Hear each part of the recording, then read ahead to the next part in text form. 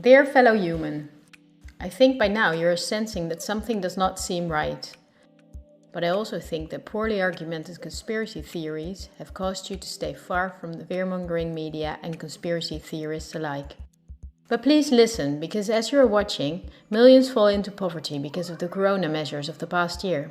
Even if the greatest economic crisis in history has not affected you yet, it will only be a matter of time until the rippling effects will hit you as well.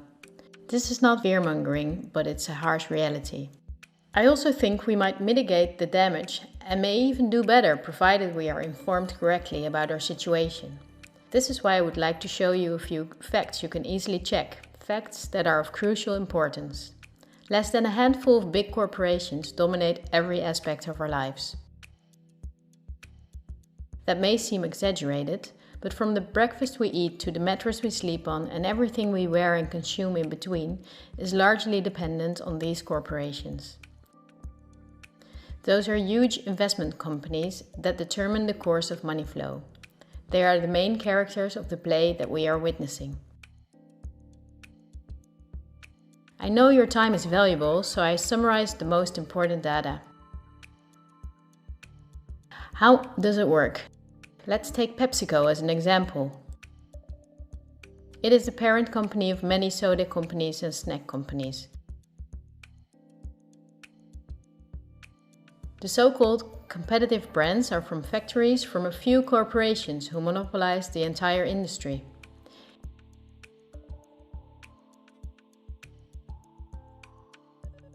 In the packaged food industry, there are a few big companies, like Unilever, the Coca-Cola company, Mondelez and Nestlé.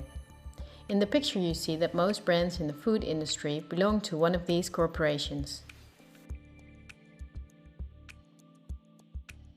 The big companies are on the stock market and have the big shareholders in the board of directors. On sources like Yahoo Finance, we can see detailed company info such as who the biggest shareholders actually are. Let's take PepsiCo again as an example. We see about 72% of stock is owned by no less than 3,155 institutional investors. These are investment companies, investment funds, insurance companies, banks, and in some cases governments. Who are the biggest institutional investors of PepsiCo? As you can see, only 10 of the investors own together nearly 1/3 of the stock.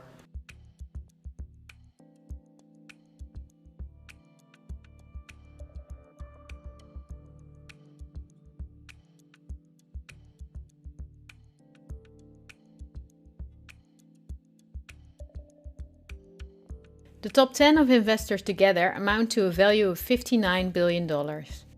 But out of those 10, only 3 own more stock than the other 7. Let's remember them and look up who owns the most stocks of the Coca-Cola company, the biggest competitor of Pepsi.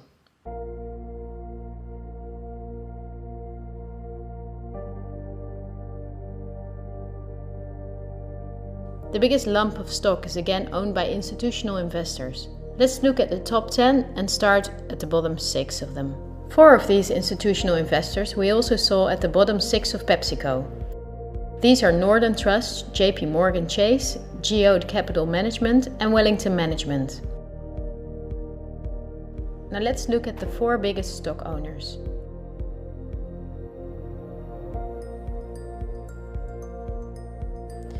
They are BlackRock, Vanguard and State Street. These are the world's biggest investment firms, so PepsiCo and Coca-Cola are not competitors at all.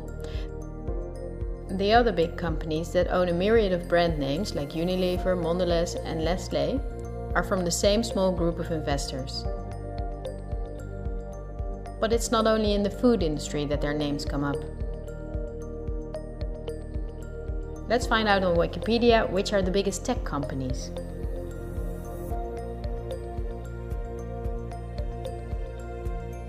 Facebook is the owner of WhatsApp and Instagram. Together with Twitter, they form the most popular social media platforms. Alphabet is the parent of all Google companies like YouTube and Gmail. But they are also the biggest investor in Android, one of the 2 operating systems for nearly all smartphones and tablets. The other operating system is Apple's iOS. If we add Microsoft to the above three, we see 4 companies making the software for nearly all computers, tablets and smartphones in the world. Let's see who are the biggest shareholders of these companies. Take Facebook. We see that 80% of the stock is owned by institutional investors. These are the same names that came up in the food industry. The same investors are in the top 3. Next is Twitter. It forms with Facebook and Instagram the top 3. Surprisingly, this company is in the hands of the same investors as well. We see them again with Apple and even with their biggest competitor, Microsoft.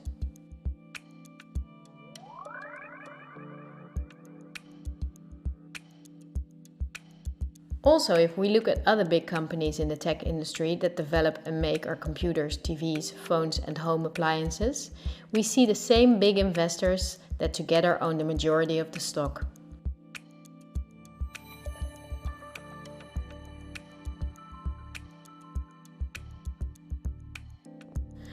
It's true for all industries, I'm not exaggerating.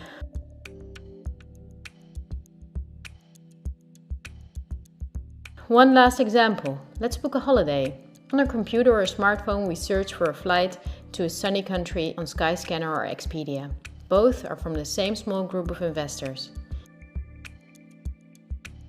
We fly with one of the many airlines, many of which are in the hands of the same investors and of governments, as is the case with Air France-KLM. The plane we board is in most cases a Boeing or an Airbus, also owned by the same names. We book through Booking.com or Airbnb, and when we arrive we go out for dinner and place a comment on TripAdvisor. The same big investors show up in every aspect of our trip. And their power is even bigger because of the kerosene is from their oil companies or refineries. The steel from which the plane is made comes from their mining companies. This small group of investment firms and funds and banks are namely also the biggest investors in the industry that dig for raw materials. Wikipedia shows that the biggest mining companies have the same big investors that we see everywhere.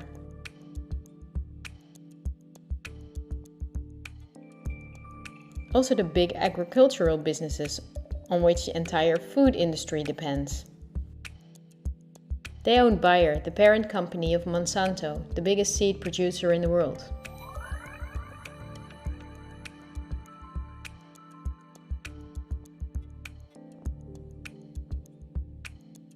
But they are also the shareholders of the big textile industry.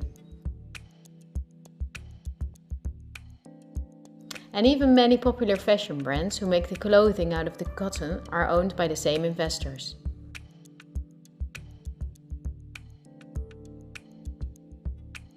Whether we look at the world's biggest solar panel companies or oil refineries, the stocks are in the hands of the same companies.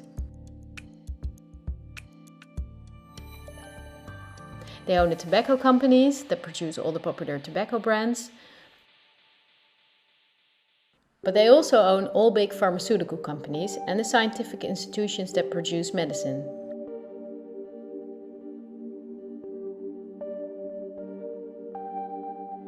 They own the companies that produce our metals and also the entire car, plane and weapon industry, where a great deal of the metals and raw materials are used.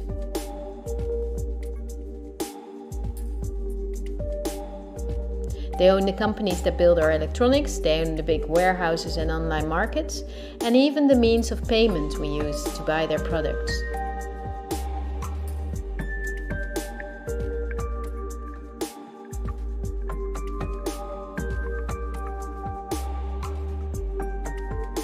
To make this video as short as possible, I only showed you the tip of the iceberg. If you decide to research this with the sources I just showed you, then you will see that most popular insurance companies, banks, construction companies, telephone companies, restaurant chains and cosmetics are owned by the same institutional investors we have just seen.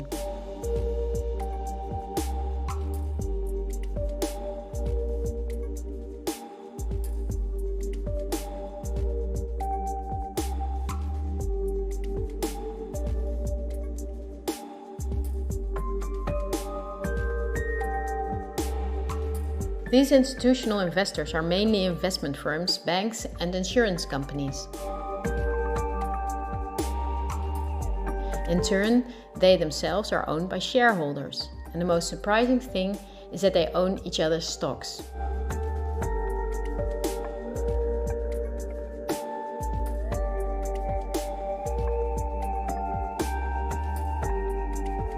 Together they form an immense network comparable to a pyramid.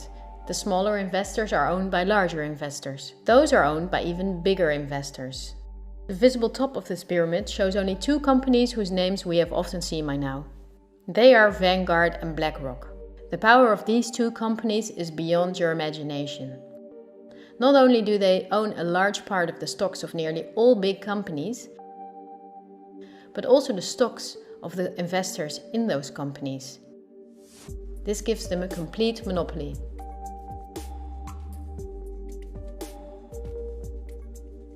A Bloomberg report states that both these companies in the year 2028 together will have investments in the amount of $20 trillion.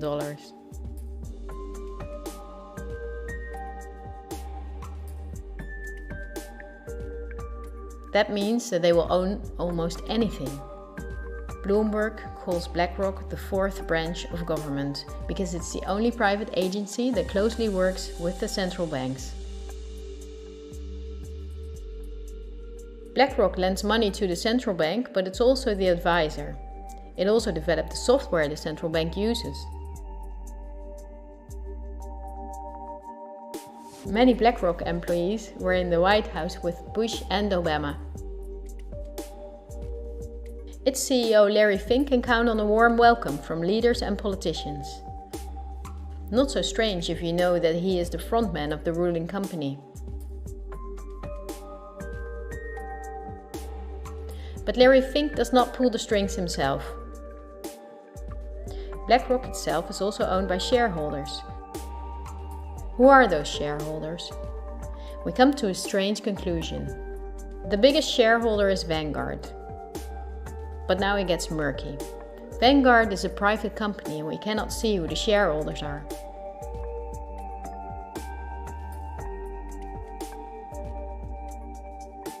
The elite who own Vanguard apparently do not like being in the spotlights.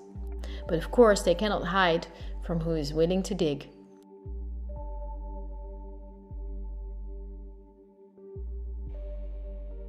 Reports from Oxfam and Bloomberg say that 1% of the world together owns more money than the other 99%. Even worse, Oxfam says that 82% of all earned money in 2017 went to this 1%.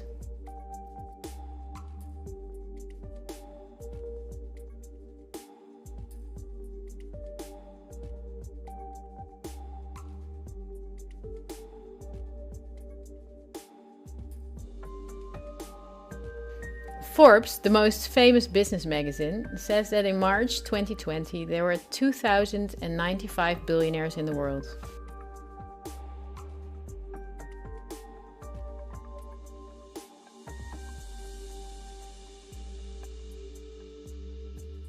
This means that Vanguard is owned by the richest families in the world.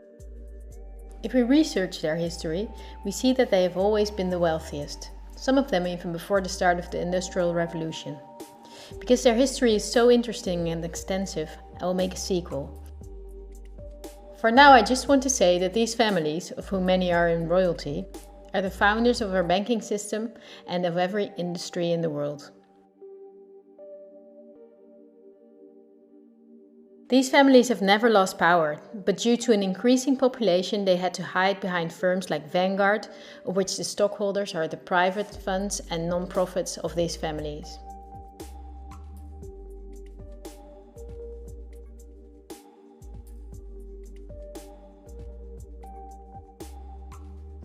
To clarify the picture, I have to explain briefly what non-profits actually are. These appear to be the link between companies, politics and media. This conceals the conflicts of interests a bit.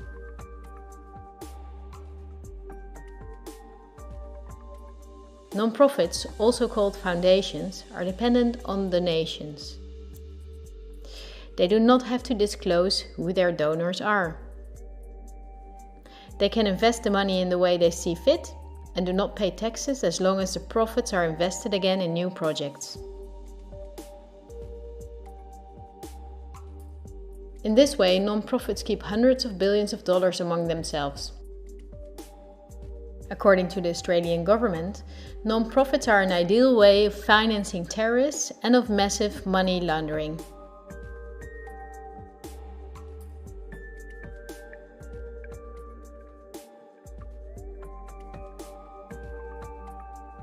The foundations and funds of the families that are the richest stay in the background as much as possible. For issues that get much attention, the foundation of philanthropists are used that are lower in rank but very rich.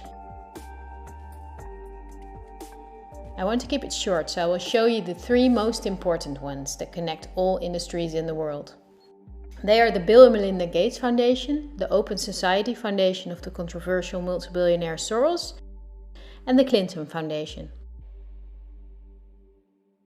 I will give you a very short introduction to show you their power. According to the website of the World Economic Forum, the Gates Foundation is the biggest sponsor of the WHO.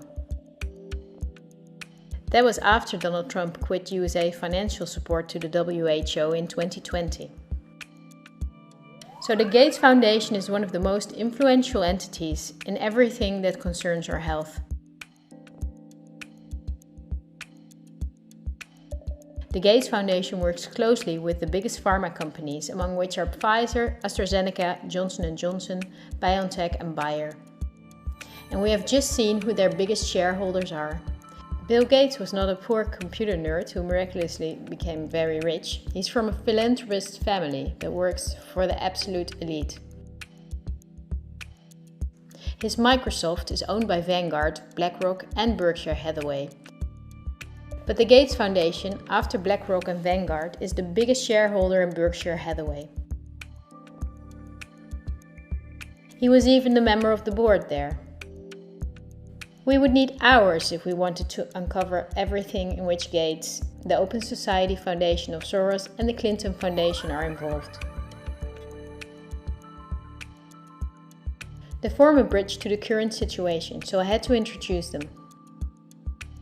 We need to start the next topic with a question. Someone like me, who never makes videos, can with an old laptop objectively show that only 2 companies hold a monopoly in all industries in the world. My question is, why is this never talked about in the media? We can choose daily between all sorts of documentaries and TV programs, but none of them cover this subject. Is it not interesting enough? Or are there other interests at play? Wikipedia again gives us the answer. They say that about 90% of the international media is owned by 9 media conglomerates. Whether we take the monopolists Netflix and Amazon Prime, or enormous concerns that own many daughter companies like Time Warner, the Walt Disney Company, Comcast, Fox Corporations, Bertelsmann and Viacom CBS, we see that the same names own the stocks. These corporations not only make all the programs, movies and documentaries, but also own the channels on which those are broadcast. So not only the industries, but also the information is owned by the elite. The daily news of all these media outlets, the diverse news media, do not produce news.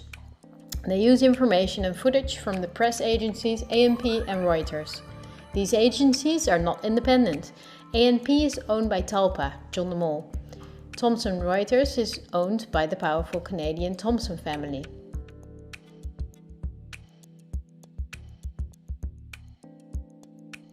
The most important journalists and editors working for these agencies are a member of a journalism agency like the European Journalism Centre.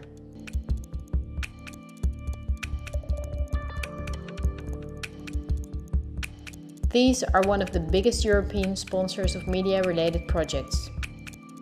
They educate journalists publish study books, provide trainee spaces in press agencies, and work closely together with the big corporations Google and Facebook. For journalistic analysis and views, the big media use Project Syndicate. This is the most powerful organization in the field. Project Syndicate and organizations like I mentioned are together with the press agencies the link between all worldwide media outlets. When news anchors read from their audio cues, chances are that the text stems from one of these organizations. That is the reason that worldwide media shows synchronicity in their reporting. One-sided news stories plaguing our country. The sharing of biased and false news has become all too common on social media. More alarming, some media outlets publish these same fake stories without checking facts first. The sharing of biased and false news has become all too common on social media. More alarming, some media outlets publish these same fake stories true without checking facts first. Unfortunately, some members of the media use their platforms to push their own personal bias and agenda to control exactly what people think. And this is extremely dangerous to our democracy. This is extremely dangerous to our democracy. This is extremely dangerous to our democracy. This is extremely dangerous to our democracy. This is extremely dangerous to our democracy. This is extremely dangerous to our democracy. This is extremely dangerous to our democracy. This is extremely dangerous to our democracy. This is extremely dangerous to our democracy. This is extremely dangerous to our democracy. This is extremely dangerous to our democracy.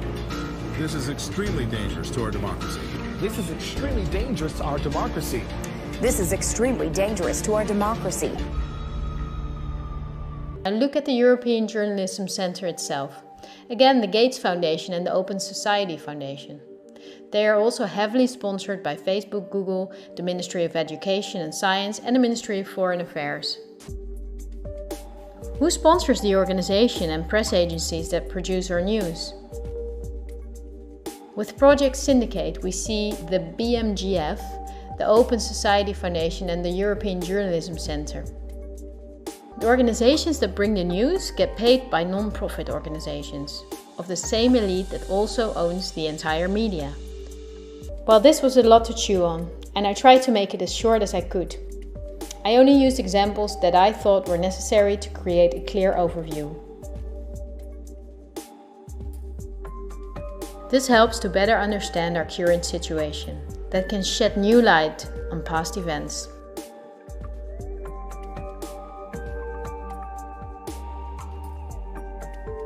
There will be enough time to dive into the past, but now let's talk about today. But my goal is to inform you about the danger we are in now. The elite governs every aspect of our lives, also the information we get, and they depend on a cooperation to connect all industries in the world to serve their interests. This is done through the World Economic Forum, among others, a very important organization.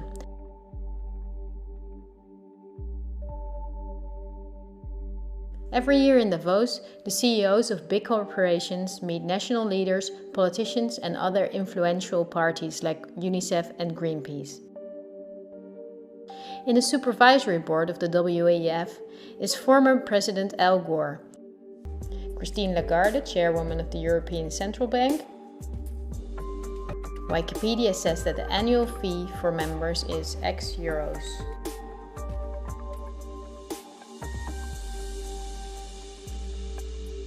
But over half of her budget comes from partners who pay the cost for politicians who otherwise could not afford membership. Wikipedia also mentions this.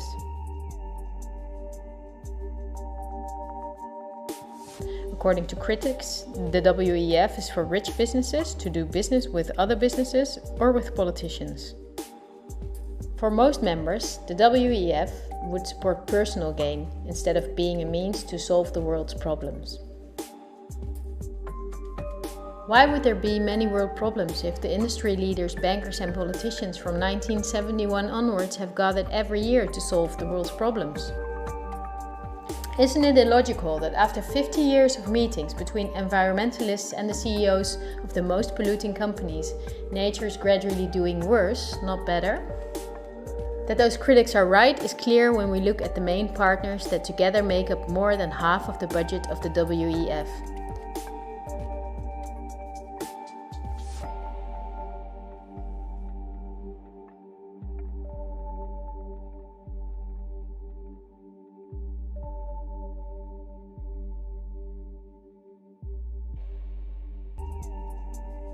Because these are BlackRock, the Open Society Foundation, the Bill and Melinda Gates Foundation,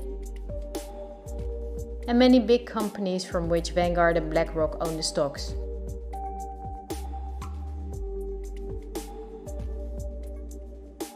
Chairman and founder of the WEF is Klaus Schwab, a Swiss professor and businessman. In his book The Great Reset, he writes about the plans of his organization. The coronavirus is, according to him, a great opportunity to reset our societies.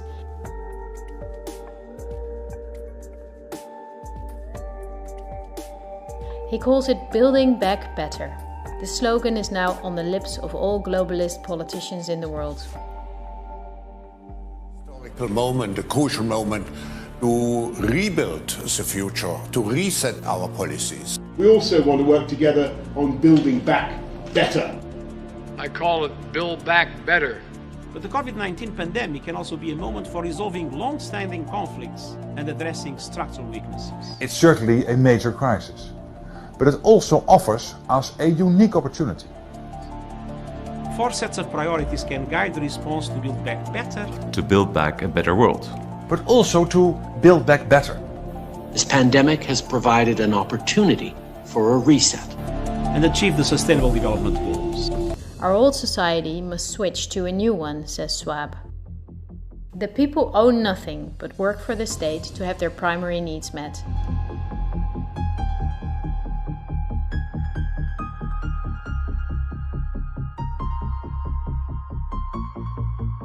The WEF says it's necessary. For the consumption society the elite forced upon us is not sustainable anymore.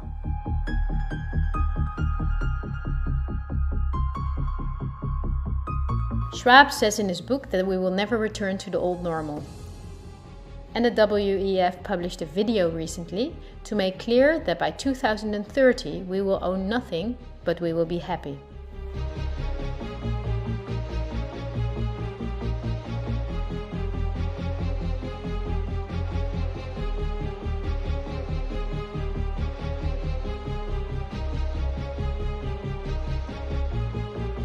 You probably heard of the New World Order.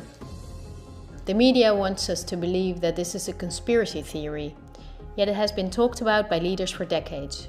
George Bush Sr., Bill Clinton and Nelson Mandela, but also world-famous philanthropists like Cecil Rhodes, David Rockefeller, Henry Kissinger, and even George Soros.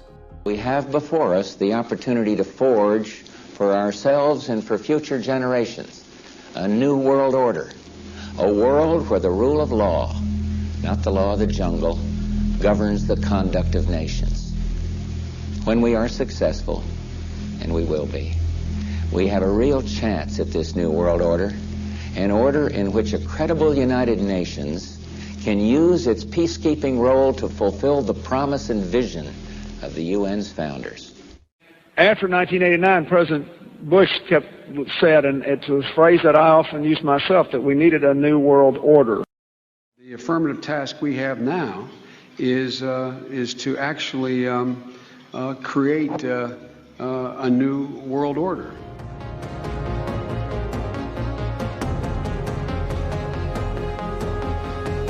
The UN presented in 2015 their controversial Agenda 2030. It is almost identical to the Great Reset of Klaus Schwab. The UN wants to make sure, as does Schwab, that in 2030 poverty, hunger, pollution and disease no longer plague the earth. Sounds nice, but wait till you read the small print. The plan is that Agenda 2030 will be paid by us, the citizens. Just like they ask of us now to give away our rights for public health, they will ask us to give away our wealth to battle poverty. These are no conspiracy theories. It is on their official website. It comes down to this.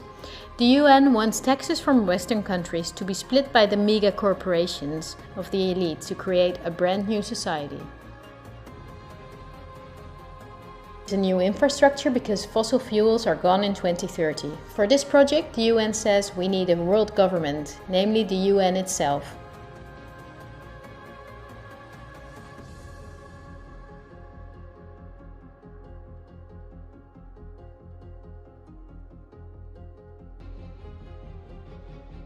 The UN agrees with Schwab that a pandemic is a golden chance to accelerate the implementation of Agenda 2030.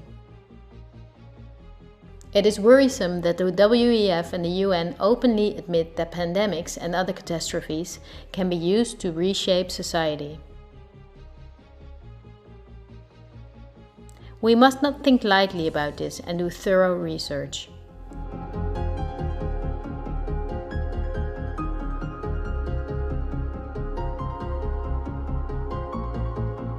On Friday, October 18, 2019, months before the pandemic was announced, a gathering was held in the Pierre Hotel in New York City. It was a meeting for very important persons. Present were politicians, highly credited health experts, and pharmacologists. The goal of the gathering was a simulation of a worldwide pandemic. Could be a coincidence, right? But as an example, they used the coronavirus. The simulation covered how the virus would develop and how it could only be detained if people cooperated in industries, governments, and government agencies. Again, a new world order to save us. Is it surprising when I tell you that this gathering, Event 201, was organized by the World Economic Forum, the Bill and Melinda Gates Foundation, and the Johns Hopkins Institute? This is no conspiracy theory. Look on the official website of Event 201.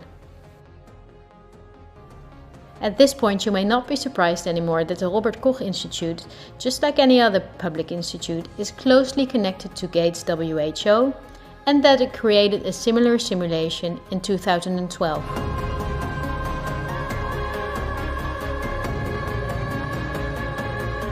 Just like in Event 201, they took a coronavirus as an example. In this simulation, the starting point was a food market in Southeast Asia. A coronavirus would jump from an animal to a human. In the simulation, it takes some weeks for the Chinese to discover the virus. In this way, it can spread all over the world. A simulation is made of the next 3 years of lockdowns, destroyed economies, and the impacts on society, riots and protests included. I won't go into the details, look it up on the website of the German government. Lastly, I would like to show you part of a talk of virologist Mark van Ranst which he held on January 22nd, 2019 in Chatham House. The Chatham House organization is financed by the elite corporations and also by the Gates Foundation. This is an important non-profit in London where important figures gather to talk about the world's problems. The Chatham House Prize was given to Hillary Clinton, Melinda Gates and John Kerry. During the talk, our own Ab Oosterhuis is in the front row. Van Ranst explains how he misled the people during the swine flu. He triggered fear by death numbers without context and media manipulation. He laughs as he tells how he made sure that the vaccines of the pharmaceutical companies he was working for then were accepted by many fearful people. To tell you about my experiences being the crisis manager, the flu commissioner for Belgium and highlighting the communication aspects there. And then you have one opportunity to do it right. I mean, day one is so important. In day one, you start your communication with the press, with the people, and you have to do it right. I mean, you have to go for one voice, one message. In Belgium, they chose to appoint a non-politician to do that. I mean, I have no party affiliations, and that makes things a little bit, at that time at least, a little bit easier, because you're not attacked politically majority, minority, that doesn't come into play, and that was a huge advantage. The second advantage is that you can play in Brussels the complete naive guy and get a lot more done than you would otherwise be able to do. You have to be omnipresent that first day or the first days, so that you attract the media attention. You make an agreement with them that you will tell them all, and if they call, you will pick up the phone. When you do that, then you can profit from these early days to get complete carpet coverage of the field, and they're not going to search for alternative voices there. And if you do that, that makes things a lot easier. And then you have to say, okay, well, we will have H1N1 deaths. Of course, that would be unavoidable. I used there Sir Donaldson's quote, where he said that in the UK, by the peak of the epidemic, 40 people would die per day at the end of the summer. So 62 at that time million people in the UK, 40 deaths a day. I worked it out for Belgium. That would be 7 deaths a day at the peak of the epidemic. I used that in the media. 7 Belgian flu deaths per day at the peak of the epidemic would be realistic. That is true in every year, even interpandemically. That is very, very conservative. However, talking about fatalities is important, because when you say that, people say, wow, what do you mean? People die because of influenza? And that was a necessary step to take. And then, of course, a couple of days later, you had the first H1N1 death in the country, and the scene was set and it was already talked about.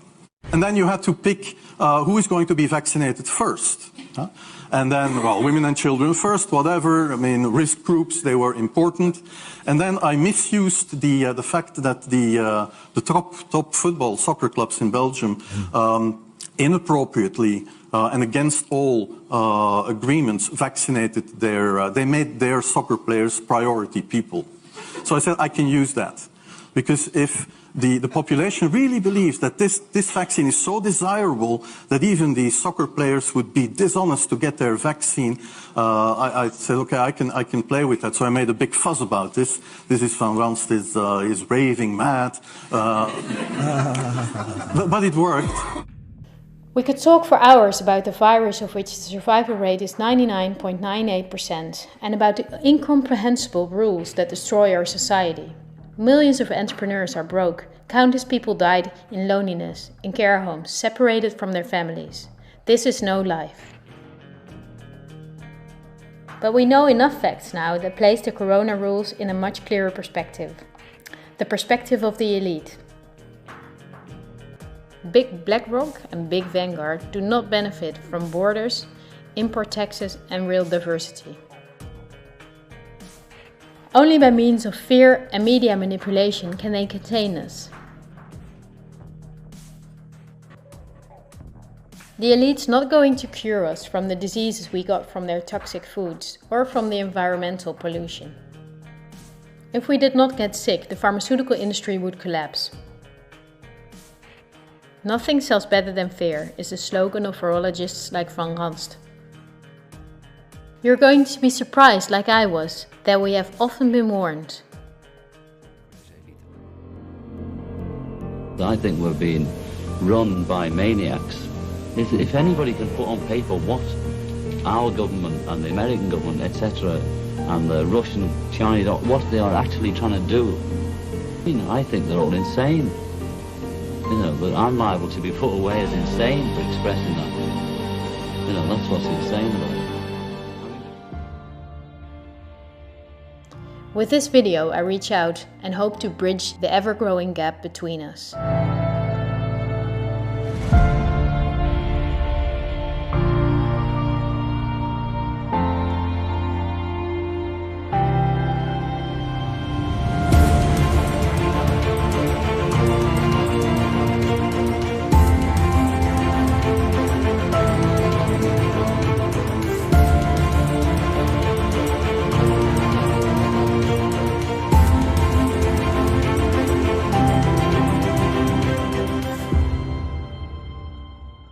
Thank you for listening. I hope in a free future we will remember this time as a unique moment in human history. It will be a tough journey, but we will travel together. We will help each other when we fall, and we will not be fearful. We are the 99%.